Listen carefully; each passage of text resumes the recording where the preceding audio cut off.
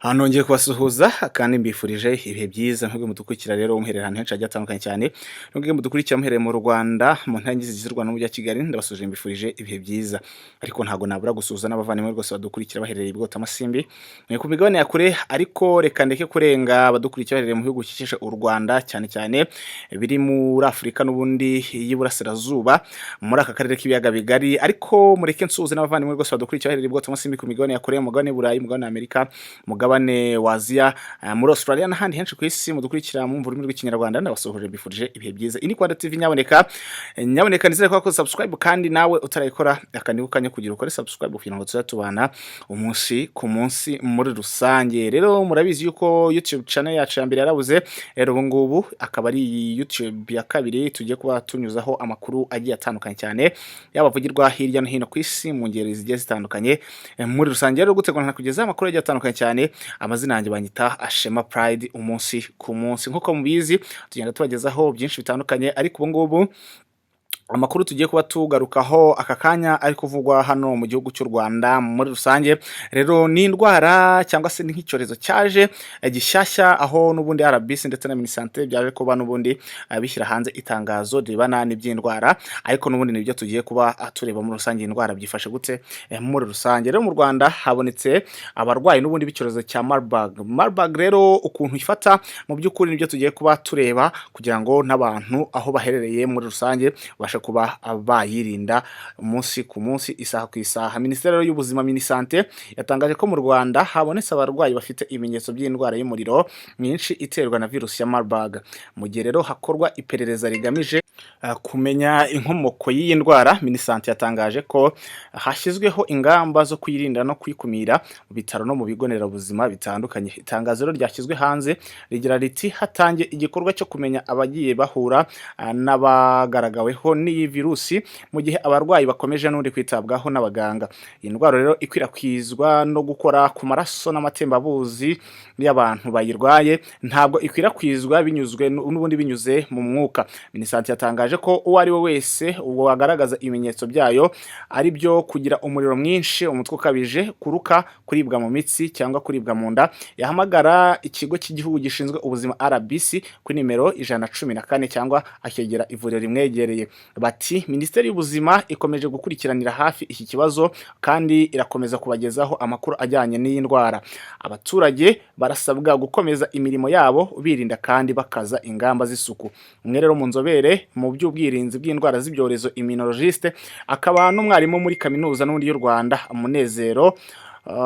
Munezero Pierre Celestin, yabwiye igihe ko igikomeye kuri izi ndwara zo mu bwoko bwa Marburg ari uko igenda mu miyoboro isanzwe inyuramo amaraso zikangiza uwo muyoboro muri rusange. Ati uwo muyoboro iyo umaze kwangirika ntukomeze gutwara amaraso n'ibiyarimo, bituma umuntu avirirana cyane. Munezero kandi yavuze ko Marburg nyuma yo kwangiza imiyoboro y'amaraso icyo bita mu ndimi z'amahanga blood vessels, inatuma amaraso atavura uko bisanzwe muri rusange. Ati intungamubiri zituma amaraso avura nazo zirangirika ku buryo niyo habayeho uko kwangirika k'umuyoboro w'amaraso ubusanzwe amaraso yakabaye avura agatuma hasubirana vuba, ariko iyo Marburg yagezemo iyo ntungamubiri zituma amaraso avura ziba zabuze ku buryo ahangiritse hadasubirana muri rusange. Yavuze ko iyo ndwara igira ingaruka z'ako kanya ku bindi bice by'umubiri nk'umwijima n'impyiko. Virusi ya Marburg ni icyorezo kiri mu cyiciro cy'ibindi ibikomeye nka Ebola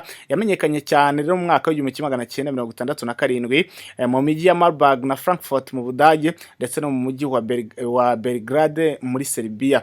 Ibindi byorezo bya Marburg byagiye bigaragara mu bihe bitandukanye mu bihugu nka Angola, Repubulika ya Demokarasi ya Kongo, muri Kenya, Afurika y'Epfo na Uganda. Umwaka ushize rero mu kwezi kwa kabiri iki cyorezo cyagaragaye muri Tanzania. Benshi rero bakomeje kwibaza ngo ese barabigenza gute, bimeze gute, ariko n'ubundi RBC ikigo gishinzwe ubuzima mu Rwanda ndetse na Minisante muri rusange itangazo basohoye mureke tunarisubirimo hamwe muri rusange kuko ryasohotswe n'ubundi kuri itariki ya 27 umwaka wa 2024 muri uku kwezi n'ubundi kwa 9 mu bitaro bitandukanye. Iri tangazo ryari mu bitaro bitandukanye byo mu Rwanda habonetse abarwayi bake bafite ibimenyetso by'indwara na virusi ya Marburg, mu gihe hakorwa iperereza rigamije n'ubundi kumenya inkomoko y'indwara, hashyizweho ingamba zo kuyirinda no kuyikumira mu bitaro no mu bigo nderabuzima bitandukanye. Hatangiye igikorwa cyo kumenya abagiye bahura n'abagaragaweho n'iyi virusi, mu gihe abarwayi bakomeje kwitabwaho n'abaganga.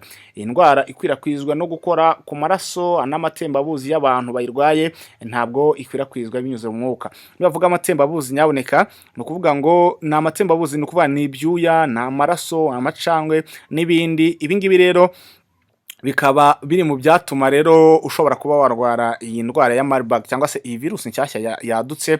Rero barakomeza bagira ati uwo ari we wese rero wagaragaza ibimenyetso byayo ari byo kugira umuriro mwinshi, umutwe ukabije, kuruka, kuribwa mu mitsi cyangwa kuribwa mu nda, yahamagara ikigo cy'igihugu gishinzwe ubuzima RBC kuri nimero y'114 cyangwa akegera ivuriro rimwegereye. Minisiteri rero y'ubuzima ikomeje gukurikiranira hafi iki kibazo kandi irakomeza n'ubundi kubagezaho amakuru ajyanye n'iyi ndwara. Abaturage barasabwa gukomeza imirimo yabo birinda kandi bakaza ingamba z'isuku. Murakoze. Ayo ngayo niyo magambo n'ubundi cyangwa se iyi ni ibaruwa cyangwa se ni inyandiko yashyizwe hanzwe n'ikigo gishinzwe ubuzima RBC ndetse na Minisante, ikangurira abaturarwanda kugira ngo babashe kuba bakwirinda n'ubundi rero iyi ndwara. Rero ibi ngibi birakomeza bijyana n'ubundi no kugenda twirinda indwara zigiye zitandukanye cyane, kubera ko mu Rwanda hagiye hagaragara uburwayi, ariko mu by'ukuri Minisante na RBC ukabona bishyira imbaraga mu kugira ngo barinde abaturage. Rero ikintu cyatuma iyi ndwara tuyirinda ni ukwirinda kwegerana n'abantu, ahantu hahurira abantu benshi mu by'ukuri, ku buryo mushobora kubyigana mukaba mwakozanya amatembabuzi y'imibiri yanyu agiye atandukanye cyane. Ikindi mwirinde kuba mwasuhuzanya, usange ngo abantu mutaziranye ahantu hari hose mugiye usange muri gusuhuzanya, muri guhuza ibiganza, muri guhoberana cyane, ugasanga muri gukozanyayo imibiri yanyu, kandi mu by'ukuri ayo matembabuzi ashobora kuba arimo iyi ndwara ya Marburg.